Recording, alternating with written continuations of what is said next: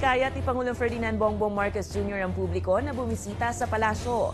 Ayon kay Marcos, maaaring makapagsimbang gabi ang publiko sa Malacanang hanggang sa mismong December 24. Dagdag ng punong ehekutibo, naghandog din sila ng libreng bibingka at puto bumbong para sa mga bibisita. Bukod dito, may inihahanda rin ng pamahalaan na carnival sa loob ng Malacanang grounds para sa mga bata. Merry Christmas po sa inyong lahat.